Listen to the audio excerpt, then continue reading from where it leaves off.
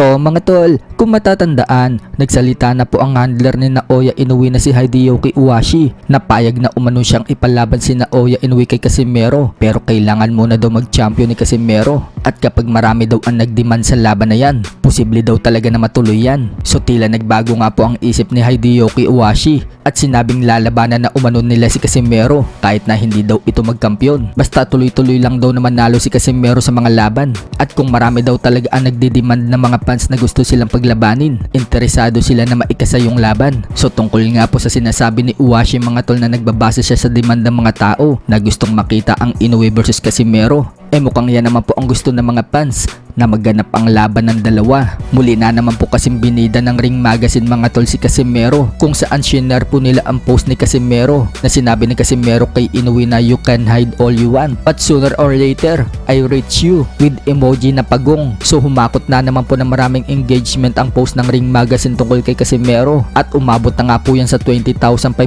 likes, 2,900 comments at 1,000 shares. Diyan pa lang mga tol, talagang gustong gusto talaga ng mga tao na paglabanan si Inoue at Casimero. Pang-apat na post na nga din po yan ng Ring Magazine kay Casimero na talaga namang nagtitrending. Kaya ngayon, mukhang nachi-checkmate na si Inoue. Katulad ng sinabi ni Casimero na checkmate na daw sa kanya si Inoue. Ayon naman sa katim ni Casimero na si Kuyang Joseph, maiipit at maiipit daw lalo si Inoue kapag naipanalo daw ni Casimero ang laban sa December. Walang kawala na daw si Inoue dahil title eliminator umano ang laban na yon. Ibig sabihin, kapag nasungkit ni Casimero ang title eliminator, wala na magagawa si Inoue kundi labanan si Cuadro Alas. O kung hindi man lalabanan ni Inoue si Casimero, mapipilitan si Inoue na ibakante ang titulo. Sa iba pang balita mga tol, kababayan ni Naoya Inoue na si former OPBF Bantamweight Champion at ngayon ay trainer na si Japanese Hiroki Shino, nagbigay ng prediction sa laban ng Inoue versus Casimero kung sakaling matuloy. Sinabi niya mga tol na bagamat maganda daw ang pinakitang laban ni Casimero dito kay Luis Nery, kung saan ilang beses pang pinabagsak ni Casimero si Nery at tinapos sa loob ng round 4. Sinabi ng former champion, hindi daw uubra yung ganyan suntok ni Casimero kay Inoue. Sa tingin kasi niya, gagamitan lang daw ni Inoue si Casimero ng speed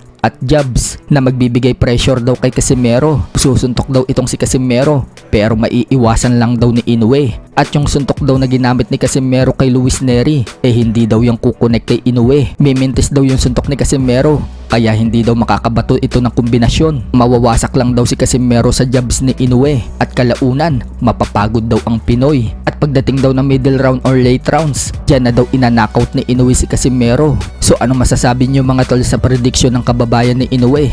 I think Inoue would use his speed to put pressure on him by throwing jabs. So, Camaro is throwing punches, but he is slower, or rather, he's faster. So I don't think the punches he's throwing will land on E.